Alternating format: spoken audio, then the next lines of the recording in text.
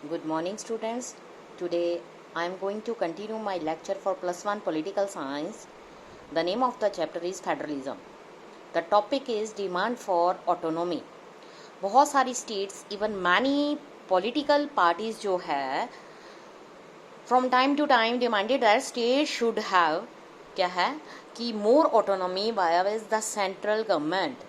ठीक है, ऑटोनॉमिक जो है वो रेफर करता है to different things for different states and parties. कई बार ये डिमांड जो थी accept that the division of power should be change in favour of the states and more powers and important powers be assigned to the states. Many states Tamil Nadu, Punjab, West Bengal, many parties DMK, Akali Dal, CPIM have made demands for autonomy from time to time. Another demand to state should have independent source of revenue, greater control over the resources, इसको कहते हैं financial autonomy. 1977 में left front government थी जो waste Bengal में, उसने एक document demand किया कि restructuring of centre state relations in India. In the autonomy demand of Tamil Nadu and Punjab also there was an implicit support to the idea of greater financial power. Third aspect की अगर बात करें हम, autonomy demands relate to administrative powers of the state. जो state है resent the control of centre over the administrative machinery. Fourth autonomy demand जो है related to culture and linguistic issue. इसमें क्या है, the opposition to the domination of Hindi Tamil Nadu में, demand for advancing the Punjabi language culture are instances of this. कुछ state ने ये भी फील किया there is a domination of a Hindi speaking area over the other.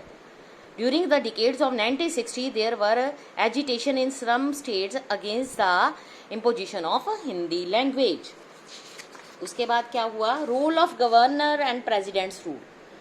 जो रोल ऑफ गवर्नर जो है हमेशा ही कंट्रोवर्शियल इशू रहा है between the state and the central government.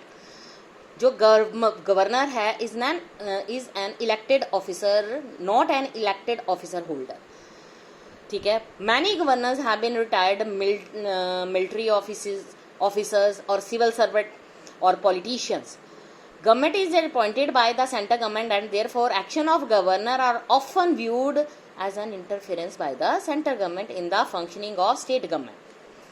Two different parties are in power at the center and the state. The role of जो governor has become even more controversial.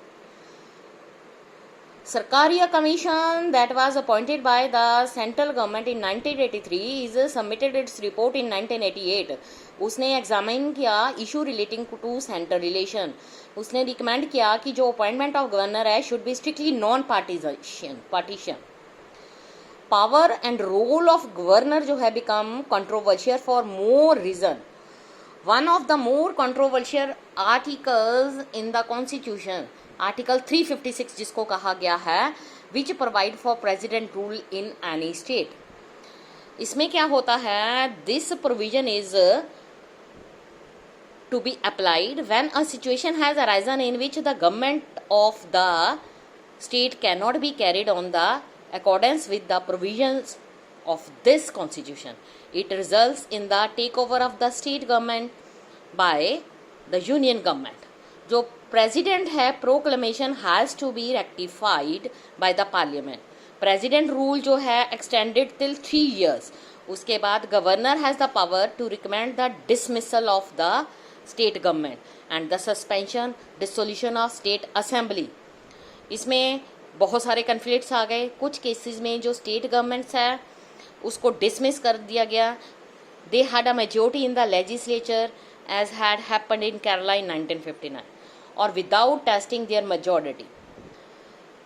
It happened in several other state after 1967। कुछ cases में ये हुआ कि Supreme Court and court has rule that constitutional validity जो है of the decision is impose president rule can be examined by the judiciary. इसमें ये बताया गया है कि आर्टिकल 356 जो था very Sprüngli use till 1967 after 1967 में बहुत सारी स्टेट को नॉन कांग्रेस गवर्नमेंट मिल गई। कांग्रेस वाज जब पावर में थी, सेंटर में थी सिर्फ, centre has often use this provision to dismiss state government, ठीक है। इसलिए वो ऑफिस ऑफ द गवर्नमेंट को यूज़ कर रहा था to prevent the majority party और कोalition फ्रॉम एज्यूमिंग ऑफिस। जो सेंट्रल गवर्नमेंट है उसने elected government in Andhra Pradesh को रिमूव कर दिया, जम्मू कश्मीर में भी उसको रिमूव कर दिया 1980 में। अब न्यू स्टेट की डिमांड होनी शुरू हो गई। जो अदर डायमेंशन है वो है tension in our federal system, वो है demand to create new state. Linguistic state जो है आफ्टर इंडिपेंडेंस के बाद काफ़ी बनाई गई। दिसंबर 1953 में स्टेट रिकॉग्नाइजेशन कमीशन जो है सेटअप किया गया, उसने रिकमेंड किया और क्रिएशन ऑफ लिंग्विस्टिक स्टेट। उसके बाद at least for the major linguistic group 1956 में क्या हुआ, reorganisation of some state took place. This saw the beginning of creation of linguistic state and the process is still continuing. Gujarat, Maharashtra, इन्होंने 1960 में ये बनाई गई। पंजाब, हरियाणा एक दूसरे से सेपरेट हो गए 1966 में। नॉर्थ ईस्ट रीजन जो थे उनको रीऑर्गेनाइज किया गया। नई स्टेट्स लाइक मणिपुर, त्रिपुरा, मेघालय, मिजोरम, अरुणाचल प्रदेश ये बनाई गई। 2000 में कुछ लार्ज स्टेट थी जिनको आगे डिवाइड कर दिया गया ताकि वो जो भी डिमांड स्टेट की हैं उनको मीट कर सकें, as well as to meet the need for greater administrative efficiency. इसलिए मध्य प्रदेश, उत्तर प्रदेश, बिहार उनको डिवाइड कर दिया गया ताकि नई 3 स्टेट्स बनाई जाएं। ये थी छत्तीसगढ़, उत्तराखंड, झारखंड। कुछ रीजन्स ऐसे भी हैं, लिंग्विस्टिक ग्रुप्स जो है still struggling for separating statehood like Vidarbha in Maharashtra. उसके बाद आ जाओ इंटर स्टेट कन्फ्लिक्ट्स भी आ जाते हैं। इंटर स्टेट कन्फ्लिक्ट्स में आ जाता है बच्चे, इसमें है जब स्टेट्स जो है लगातार फाइटिंग करती रहती है सेंटर के साथ ऑटोनॉमी को लेकर। कुछ अदर इश्यूज भी होते हैं जैसे शेयर इन रेवेन्यू रिसोर्सेज। बहुत सारे इंस्टेंसेस ऐसे भी आए हैं जब ये डिस्प्यूट बिटवीन 2 स्टेट्स और मोर देन 2 स्टेट्स बढ़ते गए, ठीक है। इट इज़ ट्रू दैट जो जुडिशरी है act as the arbitrarian mechanism on disputes of legal nature, but these disputes are in reality not just legal. They have political implications and therefore they can best be resolved only through the negotiation and mutual understanding. 2 types के जो dispute हैं recurring हो रहे हैं। One है the border dispute. States have certain claims over territories belonging to neighboring state, ठीक है। Though the language is the basis of defining boundaries of the state. Often border area would have population speaking more than one language, so it is easy not easy to resolve the dispute, ठीक है, basis on the basis of linguistic maturity. उसके बाद one of the long standing border dispute is the dispute between Maharashtra and Karnataka over the city of Belgaum, Manipur, Nagaland, ठीक है, have a long standing border dispute. Carving out of Haryana from the erstwhile state of Punjab had led the dispute between these 2 states not only over border state but over the capital city of the Chandigarh. The city today houses the capital of both these states. 1985 में prime minister Rajiv Gandhi ने इस बात को समझने के लिए वहां पहुंचे with the leadership of Punjab. According to the understanding, Chandigarh जो है was to be handed over to Punjab, but this has not happened yet. Border dispute जो है सेंटिमेंट का मेन रीजन नहीं है, ठीक है। डिस्प्यूट जो है शेयरिंग ऑफ रिवर वाटर्स भी जो है बहुत ज़्यादा सीरियस हो चुका है। They are related to the problems of drinking water and agriculture in the concern state. You might have heard about the Kaveri water dispute. This is the major issue between Tamil Nadu and Karnataka. Farmer जो हैं both state के depend on the Kaveri waters. Though there is a river water tribunal to settle water dispute, dispute has reached the Supreme Court. Another similar dispute, Gujarat, Madhya Pradesh and Maharashtra. Are battling over sharing the waters of the Narmada rivers जो है major source and therefore dispute over these rivers test the patience and cooperation spirit of the state. Special provisions, कुछ special provision भी दी गई हैं।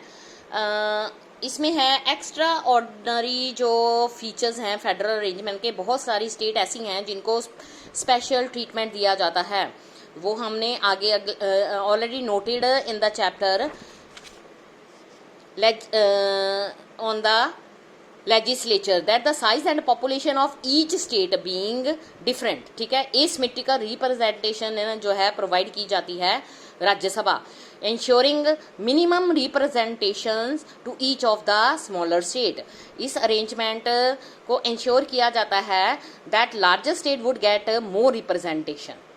इन case अगर हम division of power की बात करें, the constitution provide division of power that is common to all the states and yet the constitution has some special provision for some state given their peculiar social and historical circumstances। most of the special provision जो हैं वो pertain to the north eastern state, Assam, Nagaland, Arunachal Pradesh, Mizoram, ठीक है, due to क्या है sizable indigenous tribal population with distinct history and culture which wish to retain article 371। इसके अलावा provision जो है मतलब ये देखकर दी जाती है कि वहाँ पर क्या स्पेशल है। कुछ hilly states like Himachal Pradesh, some other states like Andhra Pradesh, Goa, Gujarat, Maharashtra, Sikkim, Telangana, Jammu and Kashmir, इसको स्पेशल स्टेटस मिला था जम्मू एंड कश्मीर में आर्टिकल 370 के अंडर। जम्मू कश्मीर जो है लार्जर प्रिंसली स्टेट थी, जो कि उसने इंडिया और पाकिस्तान किसको ज्वाइन किया जाए after the independence, immediately after independence Pakistan and India की लड़ाई कश्मीर के ऊपर चलती गई। बहुत सारे सर्कमस्टांसेस ऐसे भी आए, महाराजा ऑफ कश्मीर ने इंडियन यूनियन के अंडर आना एक्सेप्ट किया।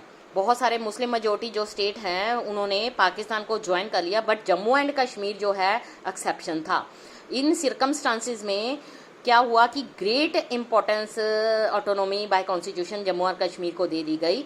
अकॉर्डिंग टू आर्टिकल 370 में क्या हुआ, concurrences of the state is required for making any law in any matter, ठीक है, mentioned in the union and concurrent list। this is different from the position of other state। in case of other state the division of power is listed through 3 list autonomically applies। in case of Jammu and Kashmir the central government has only limited powers, other power listed in the union list, concurrent list can be used only with the concurrent list of the state government। जो 370 में थी बेटा, ये power जो है Jammu and Kashmir को दे दी गई। Means Jammu and Kashmir में उनका स्पेशल स्टेटस था, उनका अपना constitution, national anthem, national flag था, लेकिन सुप्रीम कोर्ट में ये केस चला। उसके बाद अब जो जम्मू कश्मीर है उसका अपना स्पेशल कॉन्स्टिट्यूशन जो है वो स्पेशल प्रोविज़न जो है वो ख़त्म हो चुकी है, उसको अपने अंडर ले लिया गया है।